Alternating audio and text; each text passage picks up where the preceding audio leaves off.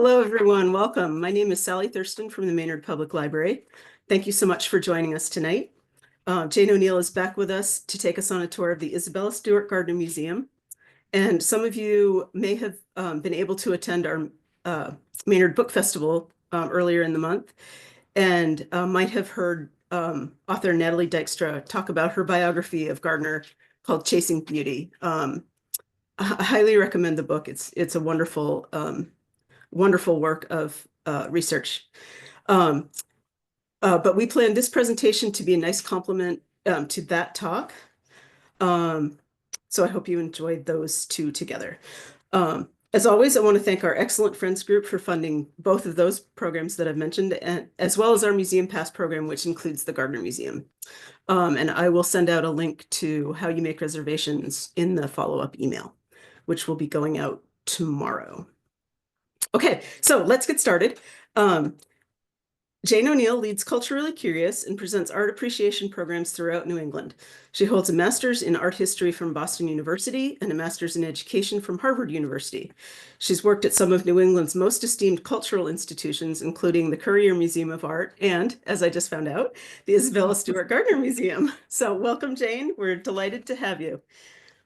Thank you so much, Sally. Thank you, everybody, for taking time out of this absolutely gorgeous day to learn a little bit more about the Isabella Stewart Gardner Museum and the woman behind it all. This woman who was so ahead of her time, so incredibly strong and independent, who had the audacity to build an art collection and an art museum in the United States in the 1800s, really before other collectors were doing the same kind of thing. So we'll learn a little bit about her. We'll learn a lot about the collection tonight. It should be great fun.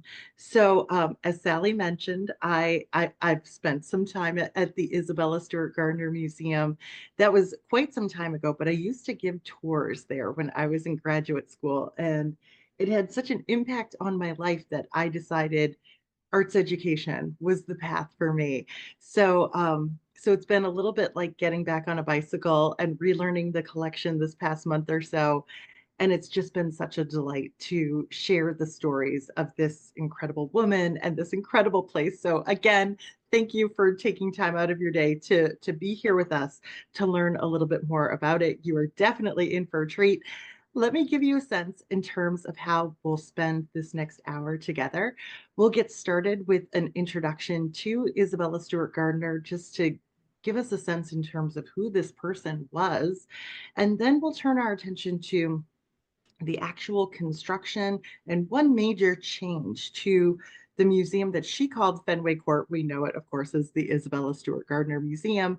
And then we'll turn our attention to her collection objects, and we'll focus on some of the most significant objects in her collection and sort of get a sense, an overview of those spaces too. How can you talk about the museum without talking about the theft? We'll touch on that as well, and then we will wrap up with a quick conclusion. This is the gorgeous photo of the interior of the courtyard of the museum. It's always just breathtaking, isn't it? We'll talk more about this space along the way, but let's get started with our introduction to Isabella Stewart Gardner.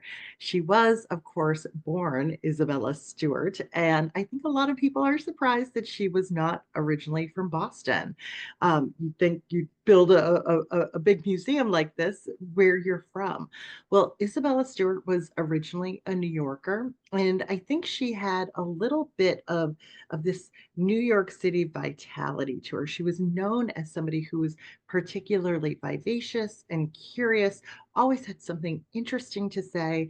She came from a very wealthy background, and like many young women who were from her class and about her age, I should mention too that she was born in 1840.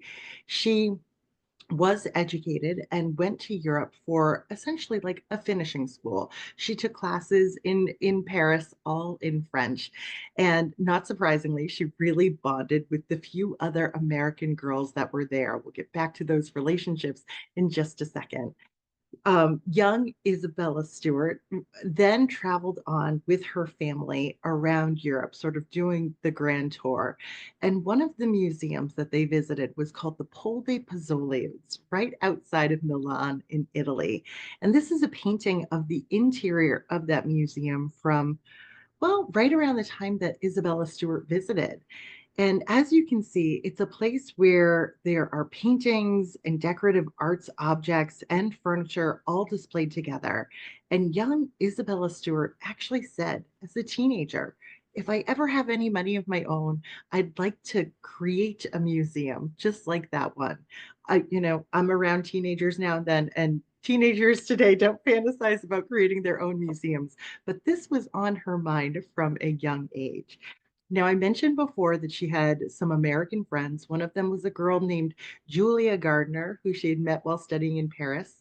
And once she returned to the United States, Isabella Stewart traveled up to Boston to visit her friend Julia, and then happened to connect with Julia's brother, who was named Jack Gardner. So here we can see Isabella Stewart and the man who, you're just going to have to take my word for this, was one of the most eligible bachelors in all of Boston, Jack Gardner.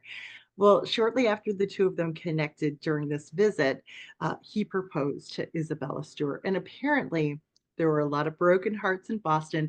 This was a very prominent family, the Gardner family. They had a stake in shipping and in real estate. There was a lot of wealth there.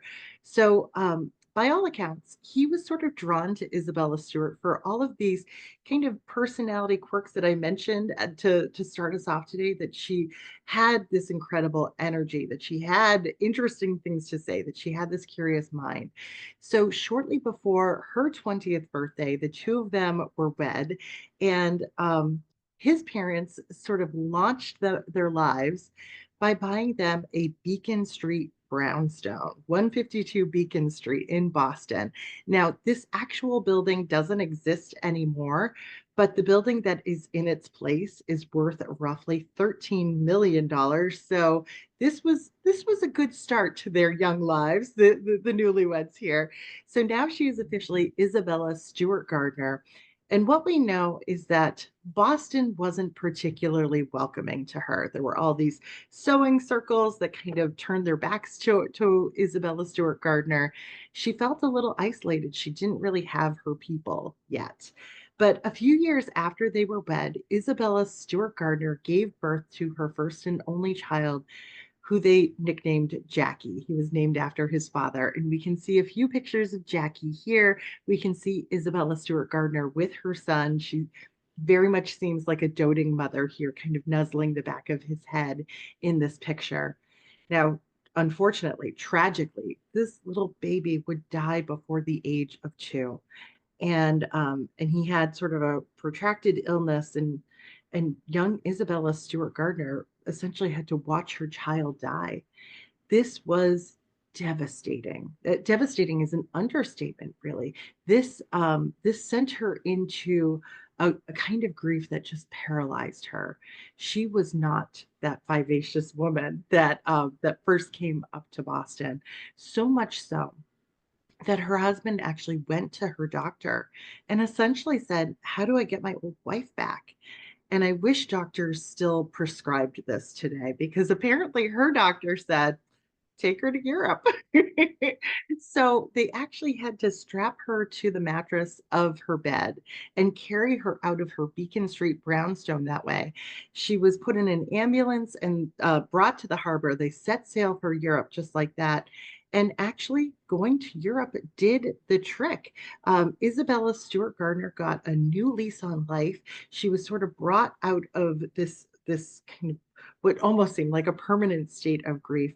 And she found a new mission in life, and it was to travel, it was to see the world, and it was to collect art objects. So here's this very wealthy woman from Boston, married into this Brahmin family, and she is going to the far corners of the earth. She's going to Cambodia, Japan, Egypt, sometimes traveling on the back of a donkey to get there. She was determined to see it all. Well, I should mention her husband kept these like little diaries that are more like ledgers, like, we spent this amount of money to get there, and then once we got there, we spent this amount of money there. But Isabella Stewart Gardner kept these wonderful travel diaries about these journeys that she was on. Here we can see a little postcard that she collected while she was in Europe.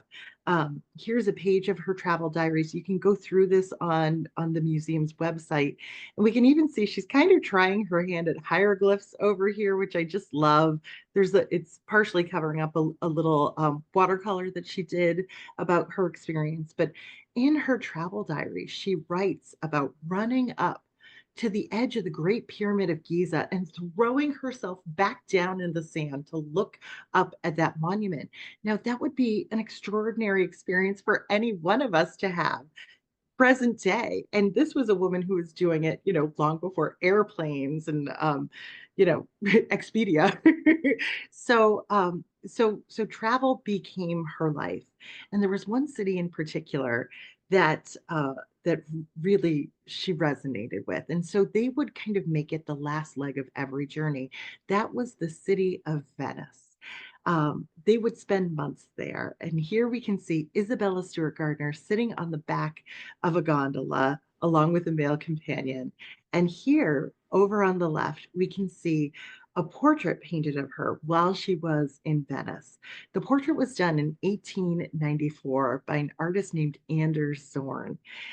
Isabella Stewart Gardner was staying at the Palazzo Barberini, literally a palace in Venice, where a lot of other American expatriates kind of passed through. And one night there were fireworks out over the Grand Canal, and Isabella Stewart Gardner went out onto the balcony, took in, this beautiful spectacle, turned back into her friends and said, "You must come out here and see this. It's too beautiful to miss."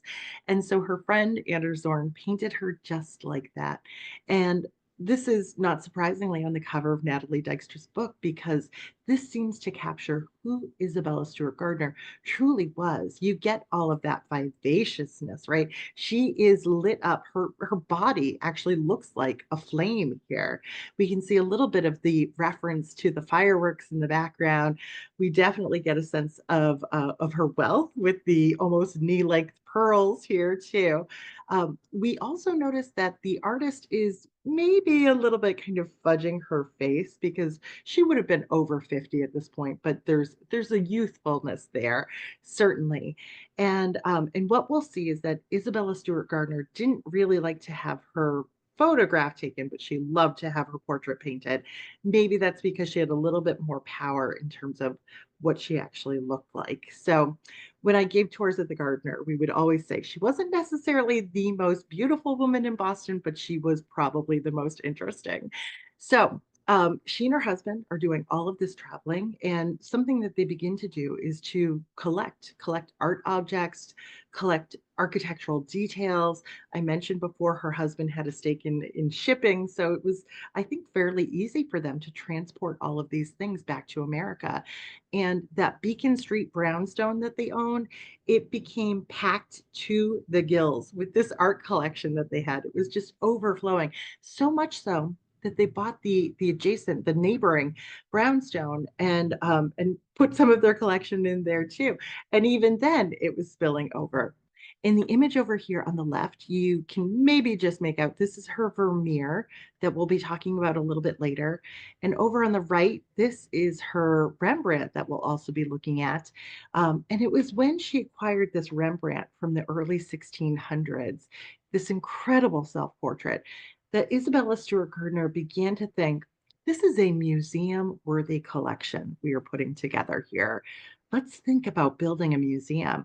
So she and her husband actually began talking to an architect, and they kind of imagined tearing down these two Beacon Street brownstones and erecting a museum right there.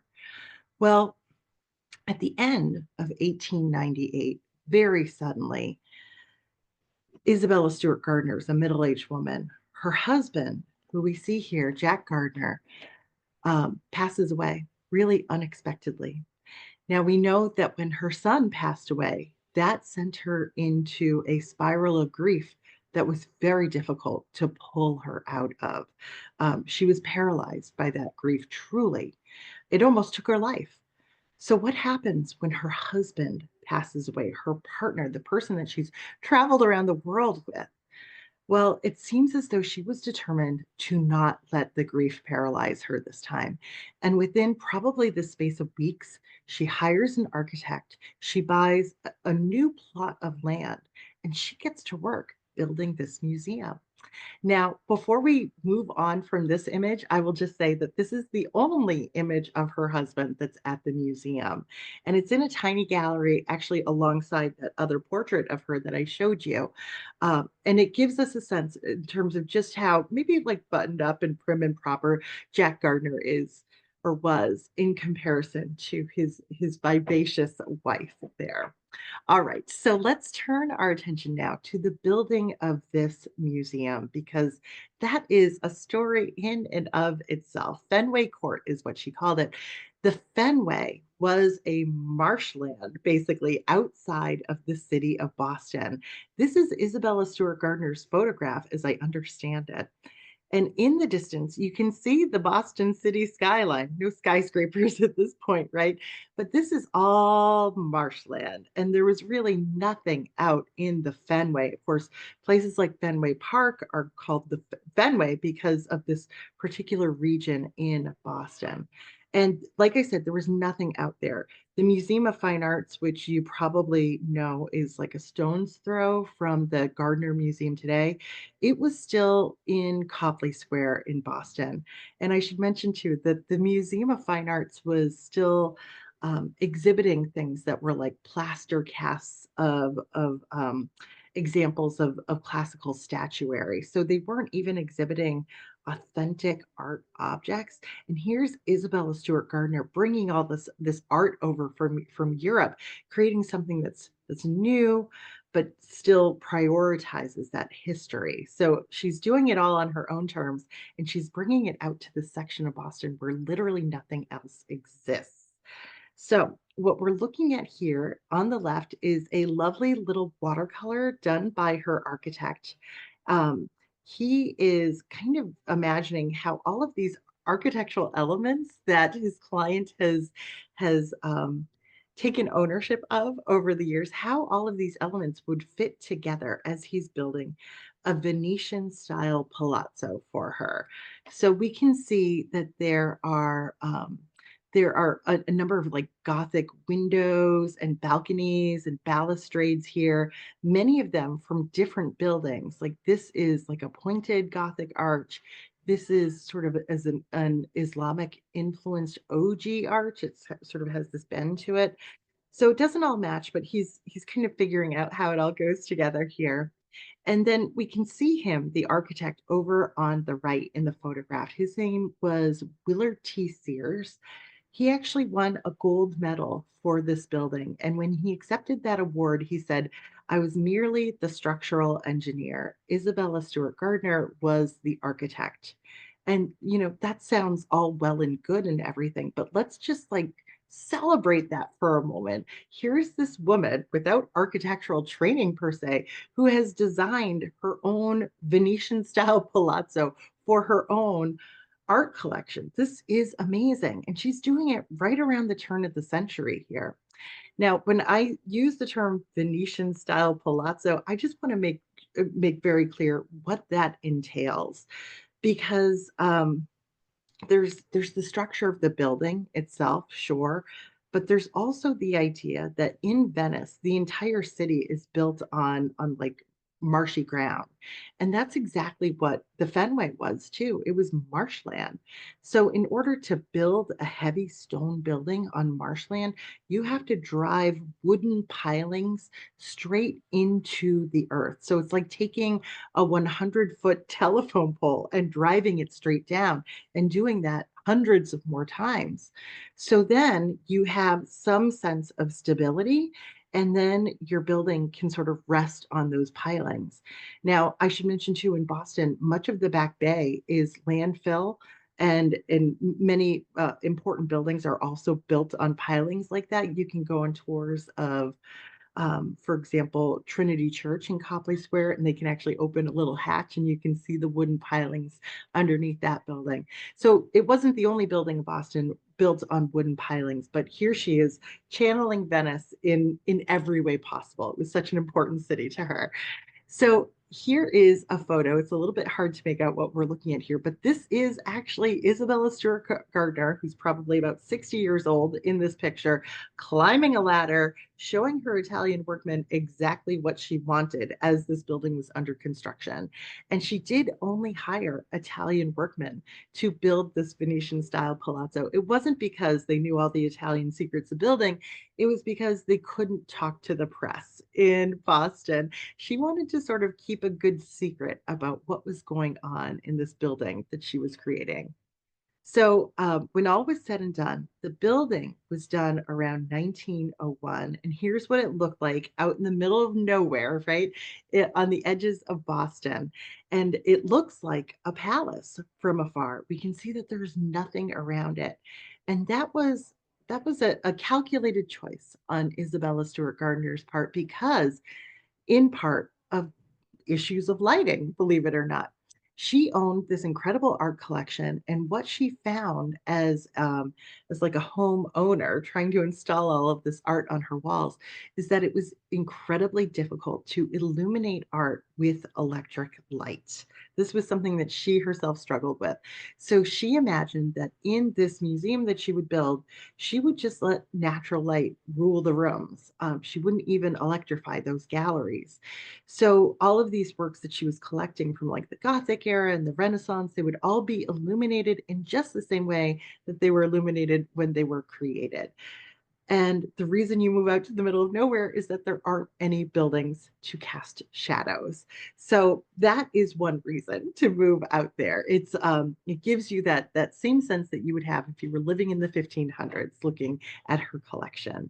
Now here is another fun detail about her palace here. And I love the postcard, Mrs. Jack Gardner's Palace in Boston. It's not a museum, it's her palace. And she did, in fact, live there. She had an apartment on the fourth floor, I should mention. It had all the modern day luxuries. She had electricity. She had a telephone. She had an elevator to get up to the fourth floor.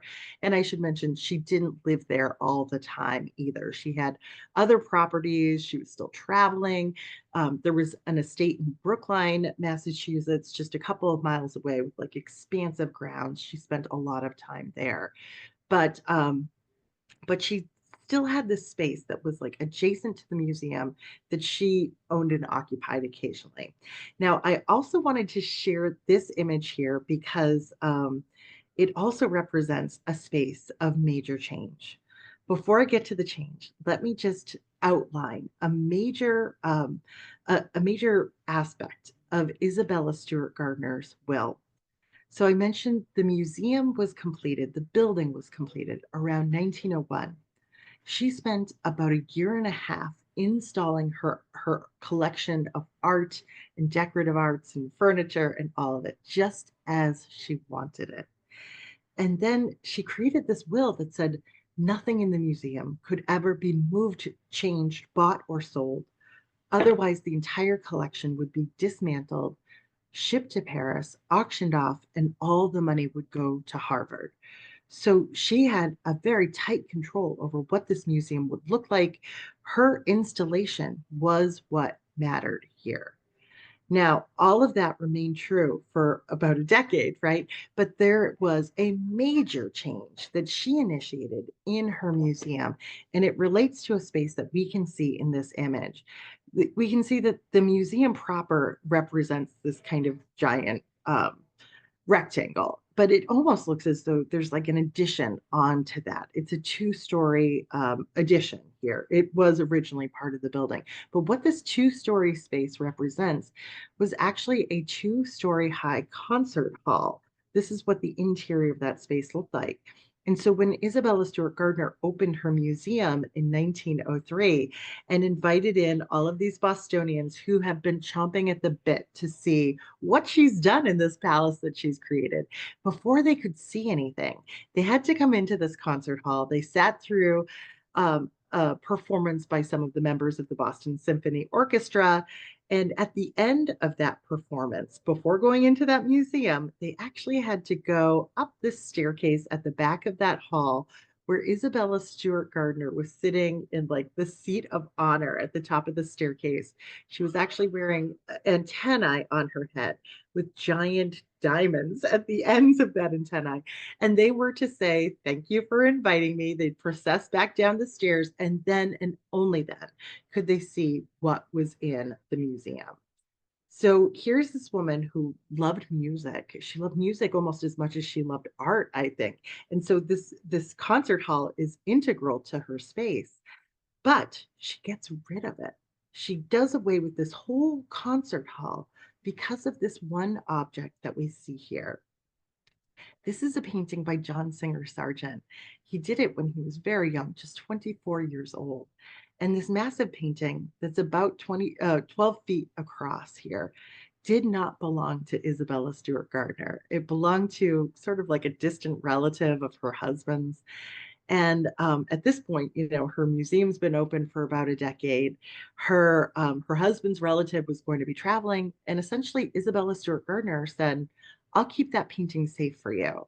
When the relative came home, she had done away with her two-story concert hall and redesigned this entire space around this painting that she did not own. Apparently, he said something to the effect of like, "Okay, I get it. You can keep it." So this is really like the most significant change that she made after she opened her museum. Let's take a closer look just for a moment. As we're approaching this painting in a space that she called the Spanish cloister, we can see that there is an arch that frames this painting, giving it sort of a theatrical quality, sort of beckoning us towards it. And as we arrive at the painting, we can see it's painted in these inky black hues, right? And there's this beautiful contrast between light and dark, especially right here with this uplit dancer. She creates this dramatic diagonal in the foreground. We have this sense of her kind of flexing her back and drawing her arms forward, pushing her elbows out at these awkward angles.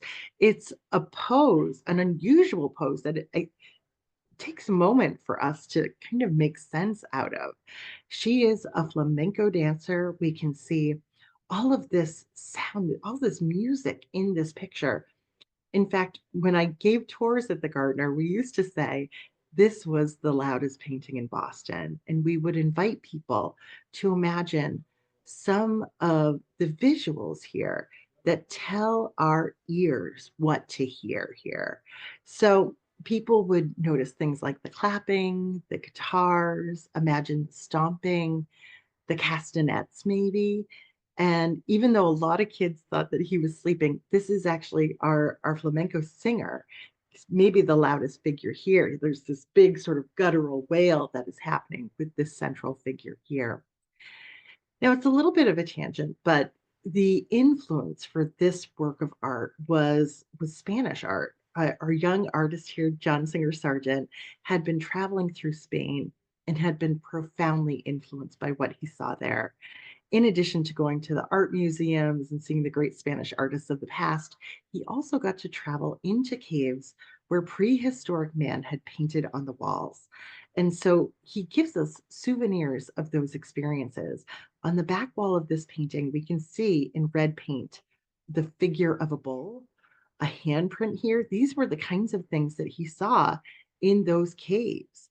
But on the other side of this painting, also in red paint, we can see text. This is like a strikingly modern aspect to this picture that I don't think John Singer Sargent gets enough credit for.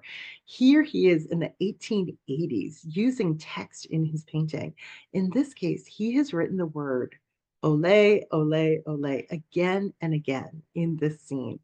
So in addition to the stomping, the clapping, the castanets, the guitars, the singing, we can imagine everybody in the scene screaming out the oles and just how fun and festive a picture like this really could be.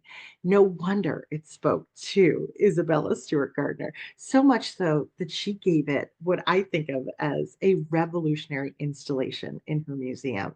Because on the wall adjacent to the painting, she installed a mirror so that when you're standing right in front of it, it almost seems like the painting itself is a three-dimensional space that you can step right into.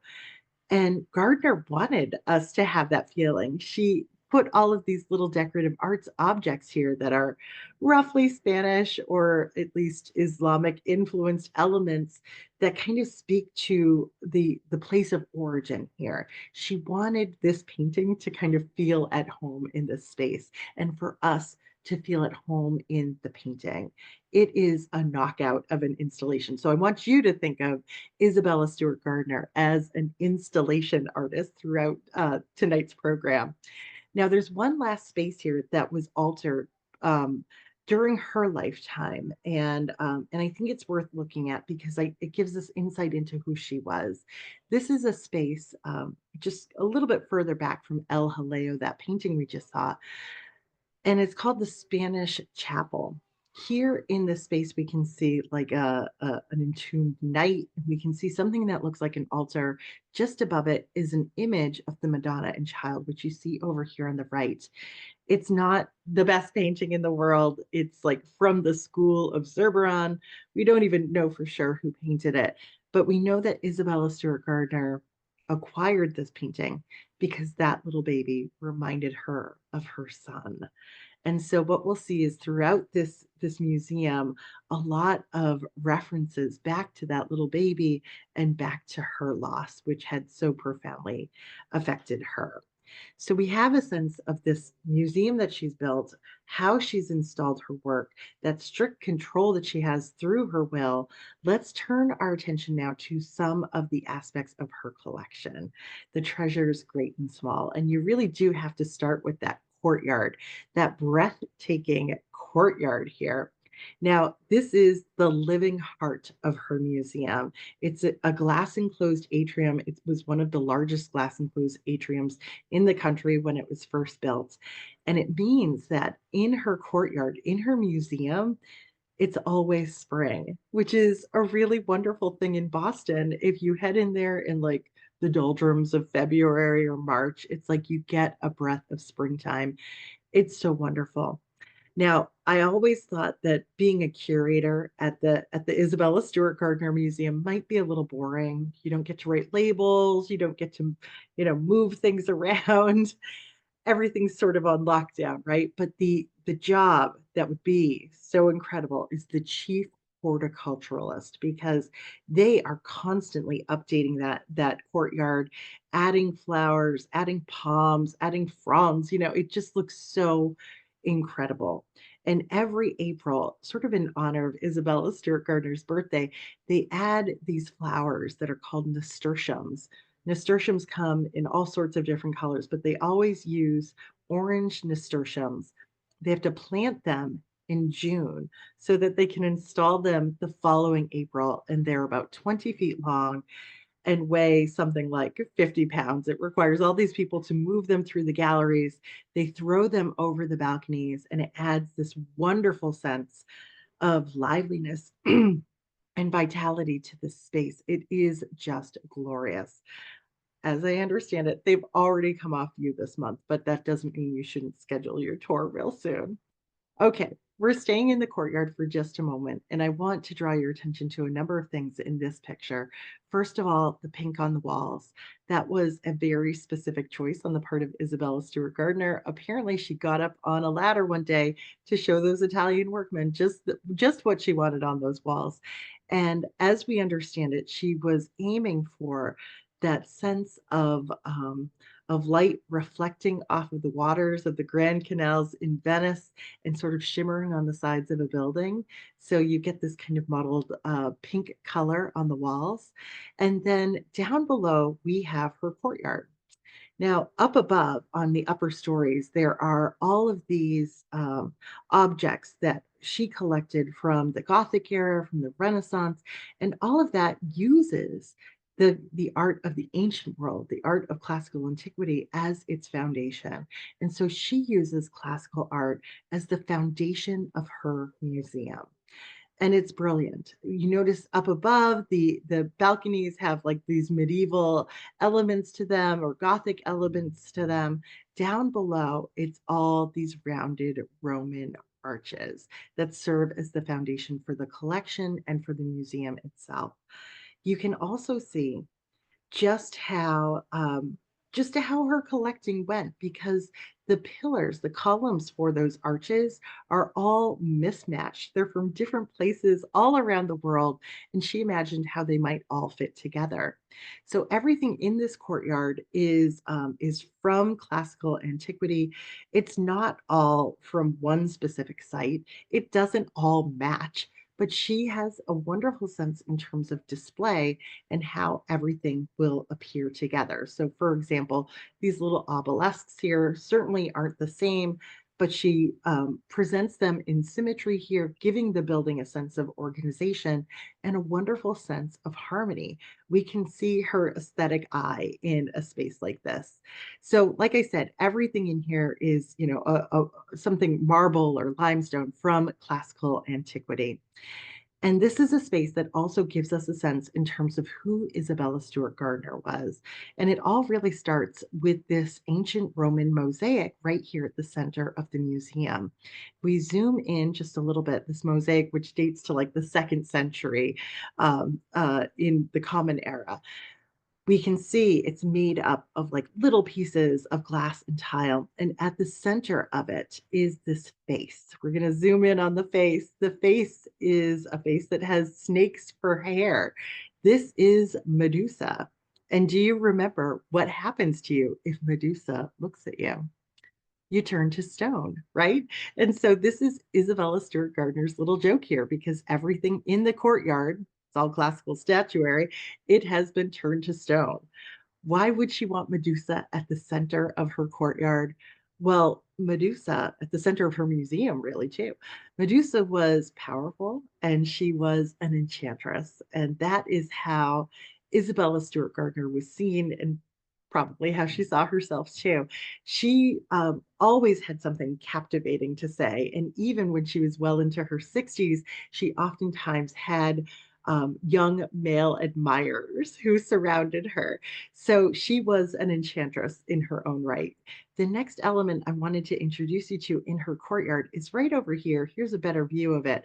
It is actually an ancient Roman throne that we're looking at here, just a fragment of it, with a little improvised footstool made of two column capitals here.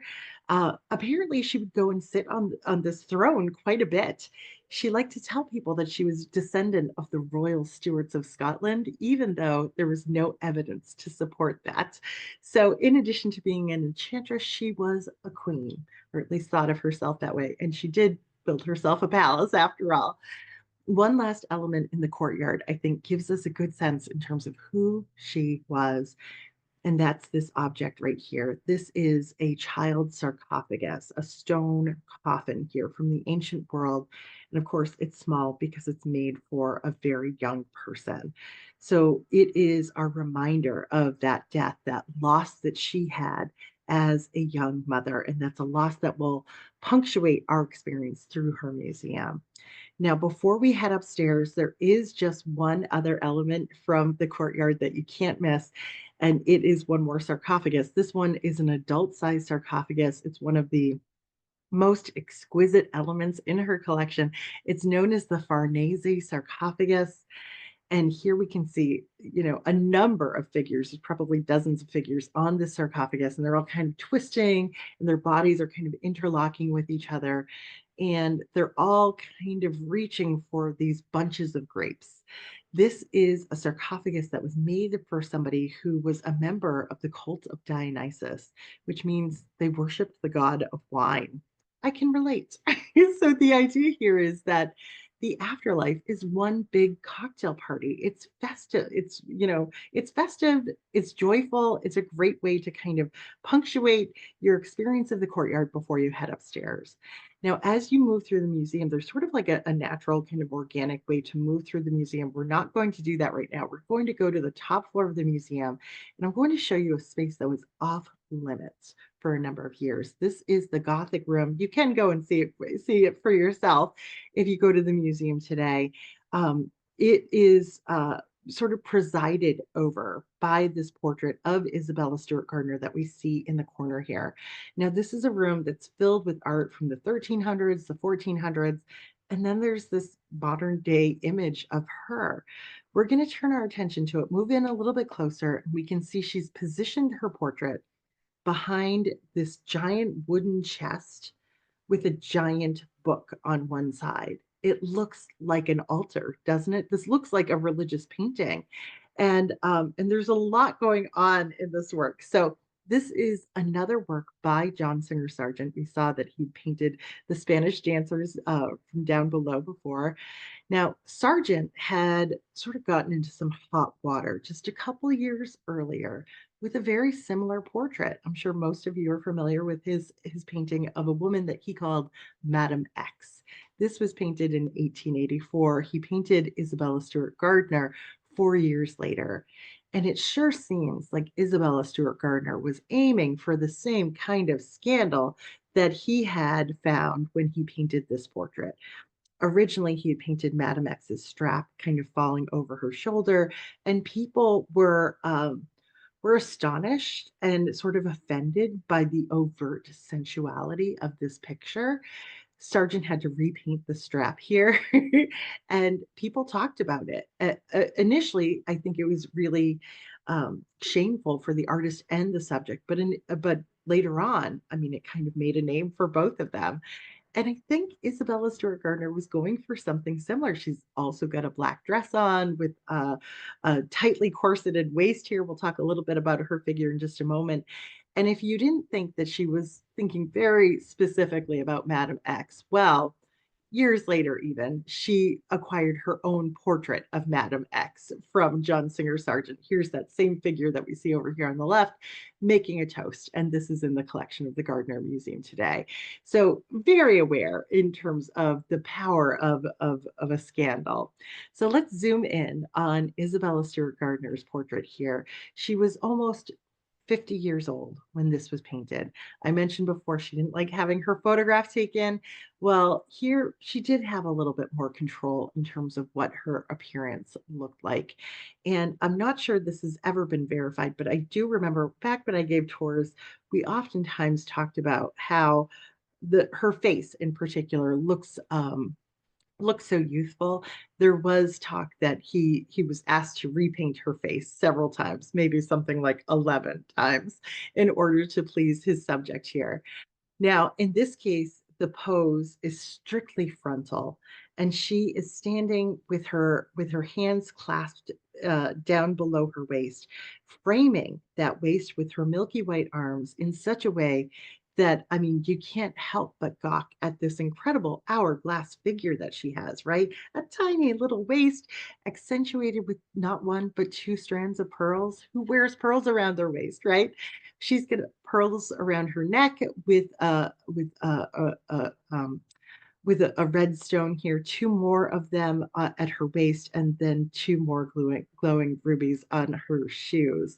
This was considered an ostentatious display of wealth by Bostonians at the time. They were kind of shocked by that. They were also kind of shocked by the amount of skin that she was showing. Women of her age would have been expected to wear long gloves with a dress like this, and it certainly is a deep V. At the time, she was spending a lot of time with a very young man named Marion Crawford. There were rumors of affairs. And when this painting debuted, people in Boston said that dress goes all the way down to Crawford's Notch, which is a mountain feature up here in New Hampshire. And so it caused such a scandal that her husband actually asked, please don't exhibit this painting again during my lifetime. She actually abided by that. But there were other aspects of this work that really ruffled feathers in Boston for different reasons. It's the background here. She's actually standing in front of a fragment of a tapestry that's in her collection. a tiny little work that has been since bleached out by the sun. Isabella Stewart Gardner was a tiny woman. This fragment of a tapestry is even smaller. So John Singer Sargent really made some elaborations here, but it almost looks like she's got wings, and it certainly looks like she's got a halo and maybe even a little crown. So people looked at this when it was debuted back in 1888, and they said, "Who does she think she is? Some sort of Byzantine Madonna?" Let's just stay with that phrase just for a moment. There is a strict frontality to this picture that's sort of Byzantine. But if she's a Madonna, where's her baby, right? Is this also a reference to the fact that those rounded arms there are not holding a baby? So all of this caused this scandal. Her husband asked for it to never be displayed. She abides by that. And actually, she doesn't display this painting again publicly until after she dies. So it wasn't until 1924 that guests of the museum could actually go into her Gothic room. During that time between building the museum and her death, she would let artists and musicians use this space as a studio space. So here is a very blurry picture of John Singer Sargent using the Gothic room. There's that rounded window that we see over here, a rose window. And here he is painting a woman's portrait right there in the Isabella Stewart Gardner Museum. This is Mrs. Fisk Warren, and the finished portrait is right over at the MFA. Kind of a wonderful story. Right outside this room is another space that's filled with religious art. In this case, a Gothic stained glass window from Soissons Cathedral. Look at the way the sun comes through here and the color dapples the stone. It reminds me of what it would have been like to have been living during the 1200s, the 1300s, and to see this kind of light and this kind of color and how mesmerizing it would have been. She organizes this entire little space using antique choir stalls and other elements from churches. And this is actually Isabella Stewart Gardner's consecrated chapel. According to her will, every year on her birthday, they have to hold services for her here. And I believe that they still do. This is just down the hall, and it's a room that is covered in this red brocade fabric. And this is our good reminder of the Pole de Pozzoli, that museum that she saw as a teenager, where decorative arts and furniture and painting are all combined together for this total experience. This is her Titian room. The room is named after this painting here, which is, many art historians agree, the most significant work in her collection. Let's turn our attention to it. It was done by the Italian Renaissance master Titian. Maybe not as well known as Michelangelo or Raphael, but just as influential. He was working down a little bit closer to Venice, too, so not surprising that she loved it. Isabella Stewart Gardner was the first person to bring a painting by Titian to the United States. And when she did, she held a 3-day party in front of the picture. She referred to it as an orgy. She wrote to her friends, "I am drunk off of Europa. Every single stroke of paint brings pleasure." So let's dive in here and figure out what made this painting so revelatory for her. It is a story of the gods, Europa here, also known as the Rape of Europa. It was painted in 1562, and it's a story about Zeus, the king of the gods, who is oftentimes running off on his wife and getting into trouble with other ladies, oftentimes mortal ladies. He got into trouble so often that he began to transform himself into animals as to disguise himself. One time he was a swan. In this case, he is a bull. The story starts over here on the shoreline where Europa, a mortal, with her friends were standing with these cattle, and Zeus puts himself down right over there. He walks up to Europa. He's being very sweet to her. She puts a crown of flowers on his head. He kneels down. She hops on his back, and then he takes off with her. So Titian has painted the scene in the story where everything changes, everything's really uncertain. They're kind of not quite flying through the air, but flying through across the water here. There are these dark clouds coming in over their heads. These women on the shoreline are waving a white scarf, like sort of like surrender or peace. and she's waving a red scarf, which is like passion and danger and stop. Maybe it's even love, right? We don't quite know what Europa is feeling in this moment, but Titian has exposed her in such a sensual way. We see an exposed breast. We see these incredible thighs that are wide open here in this picture. This would have been like one of the most sensual images that you could have looked at the time. And we get the sense that maybe Europa is looking back towards her friends, or maybe her eyes are rolling back in her head in ecstasy. Maybe Zeus is like seducing her in this moment. And the theme of love is literally in the air. We have all of these Cupid flying around and on the backs of riding on the backs of fish over here. No wonder Isabella Stewart Gardner loved this painting. I should mention everything works out for Europa. She and Zeus um, fly across Europe. They settle on the island of Crete. They give birth to a long line of kings. The painting is essentially a picture about the birth of Western civilization, birth of Europe, but it's disguised as sort of a naughty scene here. And Isabella Stewart Gardner felt a little naughty. I think looking at it, she actually took one of her worth ball gowns, dismantled it, and put it up on the wall underneath her painting. We don't know quite why, but we think that she chose this ball gown because it has a little tassel pattern on it that reminded her of the shape of the bull's tail. In fact, everything on these tables here relates to the painting, and she's asking you to make those connections. The most obvious one is this little bronze Cupid, which is supposed to stand upright. She put it on its side because it relates to the forms that we see up above. Gives us a sense into her idea about display and the installation of works. Moving a little bit more quickly, the next room is the Veronese room. We're not going to spend a lot of time in here, although these walls are covered with these gilt embossed leather panels. You think a leather coat's expensive? Try a leather room. These four works right here are little pastel paintings done by the artist James Abbott McNeill Whistler. She became friends with him, and he actually did a little portrait of her that we see over here on the far left.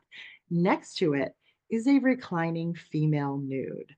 And people in Boston saw the portrait and they thought, did she also pose for nude for this artist? It caused its own little scandal in its own right, and she just let people wonder and be scandalized by it.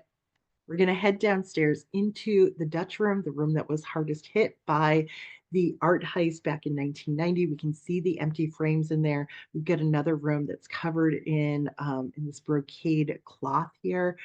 In this room, we also have her Rembrandt self-portrait that was in her Beacon Street brownstone. And if you remember, it was the object that made her think maybe I should start a museum. So let's zero in on this incredible work for just a moment. Rembrandt was just 23 years old in the early 1600s when he painted this self-portrait. And as a young, struggling artist, I can tell you he did not dress like this in everyday life. This is Rembrandt trying to show off to future patrons, potential clients, just how good of a painter he was, that he could paint all of the wonderful things that they owned. So he is playing dress up here, and he's asking us to imagine all of these textures that he's combined together in this scene, a wonderfully Baroque scene. We've got the strong diagonal that leads our eye from the edge of his body down here all the way up to the tip of that feather.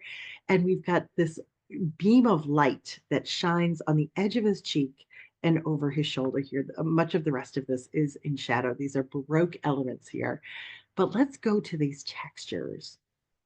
I want you to imagine running your hand down the feather in his cap, and then the contrast of moving your hand to the silky cap on his head that kind of has this wonderful shine to it. Another contrast, this fur ball head of hair that he has, and then a smooth cheek and just a little bit of peach fuzz on that very young chin. I'm going to zoom in for you here because that scarf that he's wearing actually has gold thread in it. It's a knockout to see in person. And then the cloak. We all know what material that cloak is. It's velvet. How do you paint velvet? How do you paint it when you're 23 years old? Well, Rembrandt knew how, and he is showcasing all of it here. It is such a gorgeous work. It's a testament to his skill. Now, Rembrandt sort of presides over this room, and here is his view from his perch. There's a lot that's happening in this room, but I think you'll enjoy this story. These two tables here are a good reminder that Isabella Stewart Gardner would oftentimes use this space to entertain. This wasn't her dining room, but she would have dinners here occasionally. Sometimes the museum staff even puts out her dishes and her silverware and the kind of menu that she would serve around the holidays. But the story that I really like is that occasionally when the Harvard football team beat Yale, she would have all of those young men over for dinner right here in her Dutch room. It gives you no wonder she had so many admirers, right? We're just going to pass through the next gallery, which is the tapestry room. It's actually the top of that two-story concert hall that she renovated. It's filled with these Renaissance era Flemish tapestries. There's two cycles. They look very different. They tell kind of complex stories. The total effect here is this dimly lit room that feels like a Northern European castle. It is magnificent. There's too much in this space for us to really delve into, but we walk through it, and here's that tapestry gallery and into a little room that's called the short gallery. She's crammed a lot into the space. Essentially, where we're standing in this gallery is where her Anders Zorn portrait is, with her arms out, and the portrait of her husband is. She also included all of these delicate works on paper in these closets so that you could close them and they wouldn't be exposed to light all the time. She literally has works by Rembrandt, or sorry, not Rembrandt, Michelangelo and Raphael, other works by John Singer Sargent in these cabinets. But when the thieves were there in 1990, they came into this room, and instead of taking the Michelangelo, they went over to this flag and stole a finial from the top of it. I mean, a rather worthless finial when you compare it to everything else in these galleries. So a lot of strange choices there. We'll be getting back to that theft in just a moment. We're going to round out our tour of the museum with just a few last objects. Here we are in her Raphael room. It's directly underneath the Titian room, which is also a red room like this. As the mother who lost her son, she was always on the hunt for a Raphael painting of the Madonna and Child. She never found one, but she got a lot of images that look like that, and they punctuate this room in particular. She was able to get two Raphael paintings. They're by the window because they get the best light. The first one is a portrait from 1510, and it's a testament to Raphael's skills and the fact that he was like a social animal, that he could flatter his subjects. Here he is tasked with painting this very plump man who has strabismus in one of his eyes, so he can't quite focus on you. If he was looking directly out at us, it would have had sort of an unsettling effect. So Raphael hides this man's body with a desk, puts a rope around a non-existent waist, and then has our subject here, Count Tommaso Ingrahimini, looking up and off to the side as he's writing, as though he's receiving divine inspiration. It's a perfect pose for a man who is actually the librarian to the Vatican. And Isabella Stewart Gardner smartly puts it next to a window so that there's actual natural light streaming down on Count Tommaso, emphasizing that notion of divine inspiration. Just below it is another Raphael painting, a much smaller one. It's a depiction of the dead Christ in his mother's arms. She had it mounted to a desk so that she could meditate upon it. And again, it's a subject that would have hit home for her. We'll round out our look at her collection with one last object from her early Italian gallery. It's an object that's really easy to miss. It's kind of hidden around a little corner, but it is right next to the light. You always have to go near the windows to find her favorite works. And it's an early Italian painting by the artist Fra Angelico. It uses a lot of this kind of Gothic gold in the painting. And it's a picture of the Dormition and Assumption of the Virgin. So if you know your Catholic doctrine, there's the idea that when Mary, the mother of Jesus, died, she did not leave a corpse behind. She was assumed up into heaven, her whole body. So we can see the beginning of this tale with her passing, and there is Christ's disciples all around her mourning the loss. But then she goes up into this golden heavenly realm. She is celebrated by the angels who are literally like singing and making music around her. She's wearing this beautiful dress. Her hands are up in praise. And notice the very top of the composition where we see Jesus with his arms open, ready to receive his mother in the kingdom of heaven. And I'm sure that is a reunion, a mother son reunion that would have really resonated with Isabella Stewart Gardner. So, very quickly, with the time that we have left, we are going to just touch upon the theft of these objects from the museum. We know that back in 1990, 35 years ago, two men that were wearing Boston City Police uniforms, these are composite sketches of those men, went to the back door of the museum. They rounded up the two guards that were working, they handcuffed them, they duct taped them, and then they spent the next 75 minutes going through the museum. And I always say, I always felt like it was like the Thomas Crown affair, like a gentleman's crime. They loved art, they were appreciating the collection, and then they just decided to take a few pieces with them. Well, it was a smash and grab. These are crime scene photos here, and you can see that objects were taken right off the wall, glass was smashed, paintings were literally cut out of their frames. One of the paintings that is now missing is said to be one of it's the most valuable paintings from this art heist of 13 objects, is her Vermeer. Vermeer was a contemporary of Rembrandt's. He painted only about 35 paintings in his entire life. Isabella Stewart Gardner outbid the Louvre Museum for this painting here, the concert from the 1600s. And we see this wonderful little Dutch interior from this time, all of these beautiful, exquisitely illuminated details of everyday life. I love a good table carpet. And then this trio making music here. The Dutch were world builders, they were colonizers, they were into global trade, so they loved a good landscape. And we have one not only framed in the background, but on the inside of this harpsichord, too. And then another painting of an amorous trio, a madam with a John and a courtesan. And a painting like this would oftentimes influence the way we see the figures in the room, who we know at the very least are in accord with each other, but there might be a juicy little love triangle there too. Uh, One of the other works that was stolen was this Rembrandt a Dutch painting of Christ on the Sea of Galilee here, a great Baroque painting with this strong diagonal, cutting the picture in half this way with a bright light on one side, dark shadow on the other. And it's just fantastic. We've got the tumultuous seas here. And as we get a little bit closer, we can see that Rembrandt put himself in the painting. Here he is living 1600 years after Jesus, but sure, why not hang out on the boat with Jesus? And he even included somebody who was getting sick over the side of the boat. It is so charming for these kinds of wonderful details, and so impressive for like the explosive elements here too. So what a loss for us that we can't see this painting in person.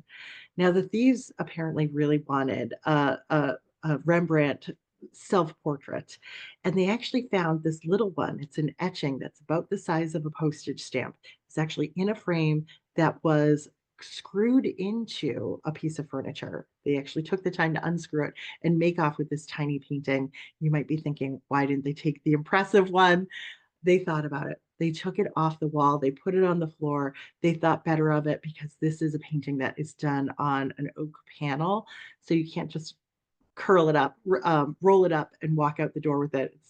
It's calls attention to you if you're walking with a painting like this down the street. So those paintings for all of those objects that were stolen are still empty frames today. It's still an open investigation with the FBI. I think there's still a $10 million reward. And you might be wondering, why didn't they just put up replicas or put up something else? Well, it's almost like letting go of those objects to do that. And of course, there is that very strict will. So everybody is waiting patiently for those paintings to be returned. Although there's much about the way that they were stolen that signals that they might be permanently ruined. So I remain hopeful. I hope that they come back sometime in our lifetime. We'll wrap up. I appreciate everybody's extended patience and interest tonight. One of the galleries we did not touch on today is one of the tiny galleries that are on the main floor of the building, right at the front of the museum. Isabella Stewart Gardner would fill these spaces with contemporary art and invite contemporary artists and musicians to use it as studio space. But the McKnight Gallery she used as her office. This was her little desk. And if we turn sort of 90 degrees over here to the right, inside this space are not only paintings by Dodge McKnight, but another painting by John Singer Sargent. It's a very late portrait of Isabella Stewart Gardner, and it was done just a few years before she passed away.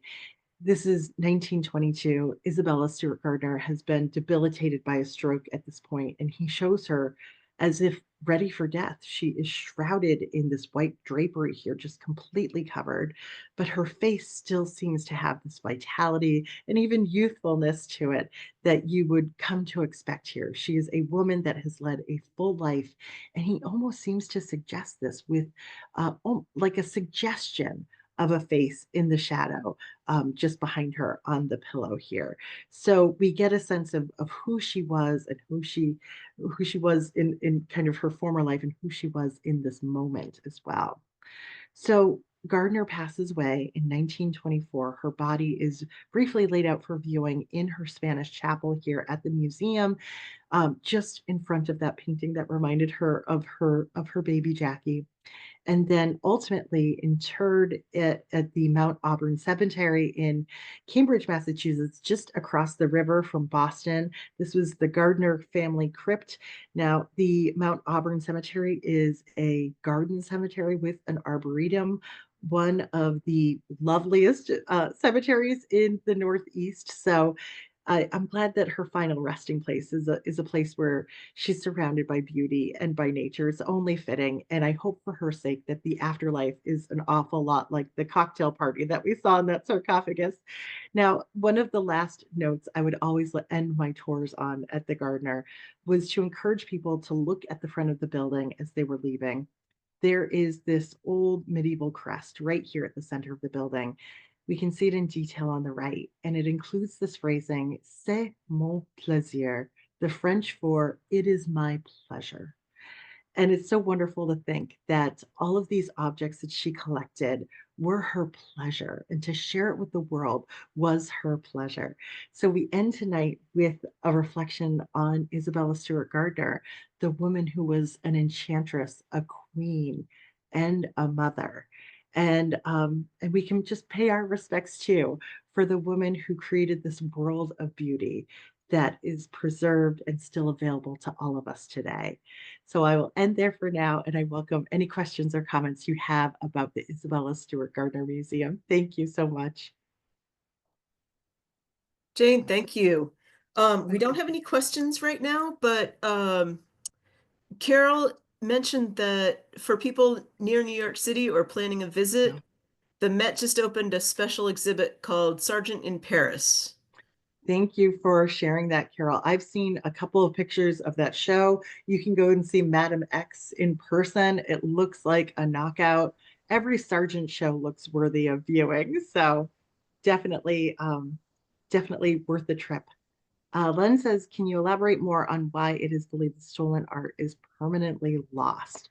Oh, I'm not sure if everybody believes that. It's been a very long time since they've been stolen, and normally artwork is recovered a little bit more quickly. I think just the idea of having these hot items on your hand, you can imagine that people wouldn't want to keep them in their possession. Over the years, like people have contacted journalists and said, I have a fragment of one of those paintings. Um, we don't know what kind of conditions they've been kept in, if they were kept in one piece at all. So we just don't know. what has happened to them then? It's so troubling, right? It's hard to imagine that they were preserved to like museum quality standards in the past 35 years, but we can hope that they're one day returned. And I will be the first person in line at the museum the next day if they are returned. I can't wait to see those works in person. Jane, thanks for your kind words. Hopefully this feels like a nice primer for seeing the museum in person. Going to take a look at oh, Joe is so sweet to always ask about upcoming programs too. My featured program next month is on flowers and art, perennial muses. So that debuts next week. So take a look at my website when you get the chance, which is iamculturallycurious.com, and you can see a few ways that are upcoming that you can see that in person and online, I think. Thank you, everybody, for attending tonight. I know that was a lot of content. I appreciate your time and attention as always. Thank you, everyone. Thank you so much, Jane. My pleasure. Last chance for questions. Let's see. Hang on. Oh, Carol says she loved that last picture of Gardner. Isn't that a great one? She had some dogs too that she really loved. Yeah. All right. Well, let's leave it there. Thank you so much, Jane. And for everybody who's attending tonight, I'll get the video out tomorrow. And I will include some upcoming events at the library for you. So thank you so much, Jane. Thank you, everybody. Have a good night. Good night, everyone.